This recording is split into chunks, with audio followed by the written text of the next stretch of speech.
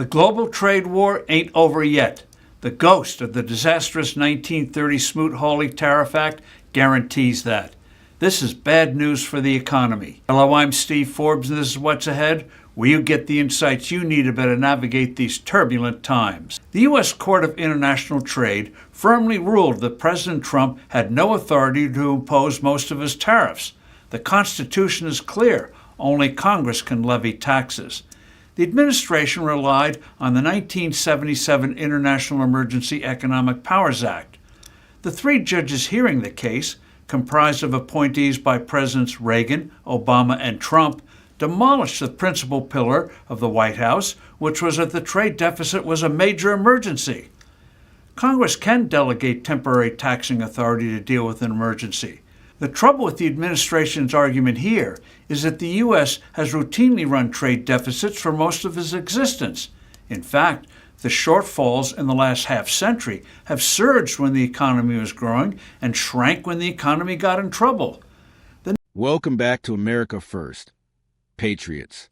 I'm your host, and today we're diving deep into Steve Forbes' latest analysis on the trade war situation. Before we get started, make sure to hit that like button and subscribe to the channel. We're building a community of Americans who put our nation first, and your support helps us continue bringing you the truth that the mainstream media won't tell you. The notion that trade surpluses or deficits in and of themselves tell us anything about the health of an economy is preposterous. The U.S. had trade surpluses during the Great Depression when unemployment reached 25%. The administration may go for an instant judgment by the Supreme Court. An appeals court has already put a temporary stay on the trade ruling. But whether the Supremes take up the case now or let it first wend its way through the normal appeals process, they will not likely overrule the trade court. The bulk of Trump's tariffs are unconstitutional, period. The Trump tariffs the court did let stand were those that went through long established legal processes concerning violations of existing trade law. They were not imposed by presidential fiat. But a decisive Supreme Court ruling here won't be the end of the matter. Far from it. Another legal battle of epic proportions is in the making. We're about to be visited by the ghost of one of the most destructive pieces of legislation in American history, the 1930 Smoot-Hawley Tariff Act. The legislation set off a devastating trade war. It triggered the Great Depression. Financial markets always try to anticipate the future. If they see something bad on the horizon, they'll knock prices down now. It was the realization in the fall of 1929 that Congress might enact sweeping and sizable tariffs that caused stocks to crash. President Herbert Hoover signed the actual legislation in June 1930. Nations retaliated. Global trade collapsed. This folly was followed by others, principally countries like the U.S., Germany, and Britain enacting big tax increases as their economies shriveled. The particular part of the Smoot-Hawley Act that concerns us now is Section 338. It permits the president to impose, quote, new or additional duties, end quote, on imports from countries that discriminate against U.S. commerce through unreasonable regulations. Under the section, tariffs can exceed 50%. Section 338 has never been used before, but you can bet President Trump will try it. This particular part of the Smoot-Hawley tariff will then be challenged in court, since it never specified the procedures by which it would be implemented. Apparently, the president can just invoke it. So all this guarantees more turmoil. The president may brandish Section 338 and say to countries, make a deal or else. The White House expectation here would be that it would be months before the legal fights over Section 338 would be resolved, and most country-by-country trade deals would be completed. Or who knows? Perhaps the Supreme Court may well toss out Section 338 as part of its decision on the Court of International Trade case. All this uncertainty makes it imperative that Congress not only renew the expiring parts of the 2017 tax cuts, but also add really big new tax cuts as well to juice up the economy. I'm Steve Forbes. Thanks for listening. Do send in your comments and suggestions. I look forward to being with you soon again. Now, Forbes just dropped some serious analysis about the court ruling against President Trump's tariffs. And as usual, the establishment is trying to tie the hands of a president who actually fought for American workers. Let me break this down for you from a perspective that actually cares about American sovereignty and economic independence. First, let's talk about this Court of International Trade ruling. Forbes says the court ruled Trump had no authority to impose most of his tariffs because only Congress can levy taxes. Here's what Forbes and the establishment don't want you to understand. This isn't just about constitutional technicalities. This is about whether America can defend itself economically against hostile nations like China that have been ripping us off for decades. The court claims Trump couldn't use the 1977 International Emergency Economic Powers Act. But think about this logically, patriots. When China is stealing our intellectual property, flooding our markets with subsidized goods, and literally destroying American manufacturing jobs, how is that not an economic emergency? The fact that we've been running trade deficits for decades isn't proof that it's normal. It's proof that previous administrations sold out American workers to global corporations. Forbes makes this ridiculous argument that trade deficits don't matter because we had trade surpluses during the Great Depression. That's like saying having money in the bank is bad because some rich people went broke in 1929. The reality is that massive trade deficits mean we're sending American wealth overseas instead of keeping it here to create American jobs. When we buy everything from China and they buy almost nothing from us, that's not free trade. That's economic warfare, and we're losing. Now, here's where it gets really interesting, and this is something every America First patriot needs to understand. Forbes is warning about something called Section 338 of the 1930 Smoot-Hawley Tariff Act.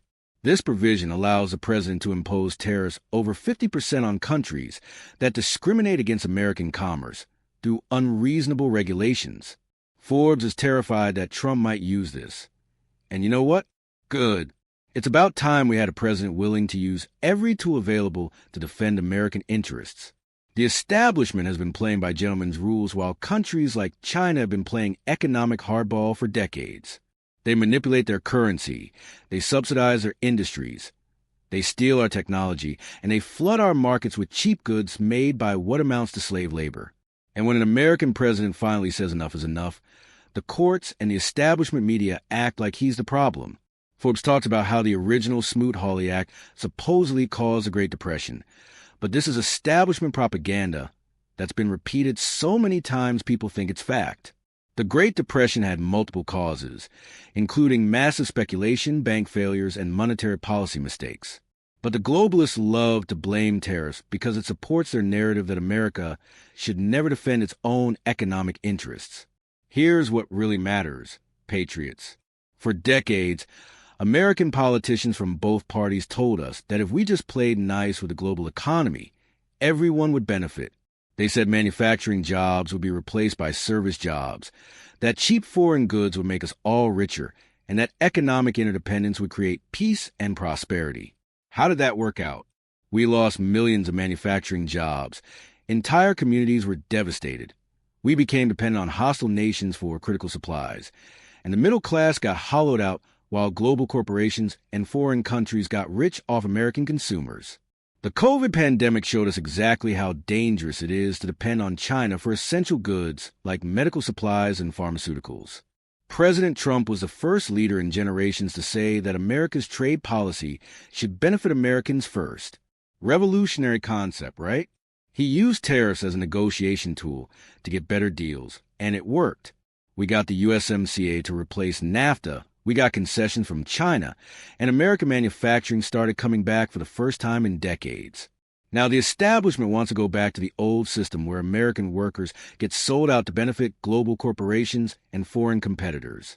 They're using court rulings and constitutional arguments to prevent any future president from defending American economic interests.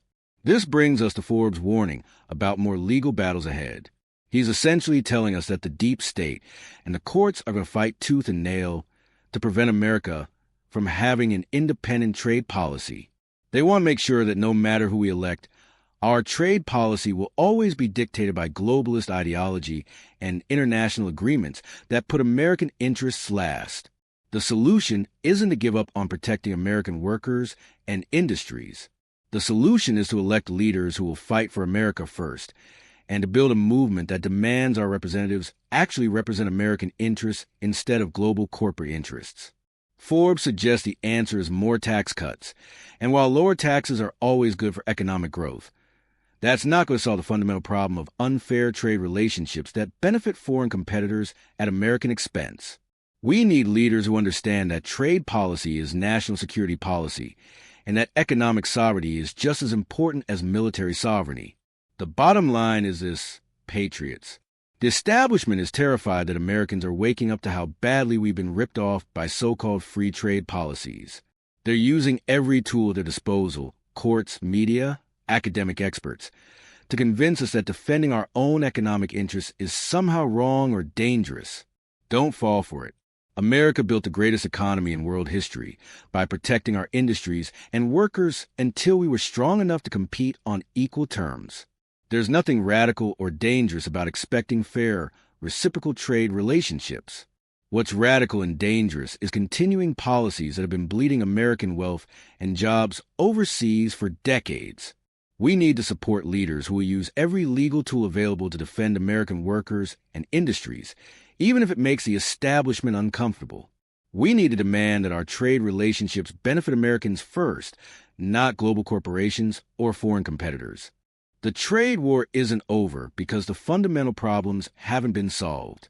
China is still stealing our technology, still manipulating their currency, still flooding our markets with subsidized goods.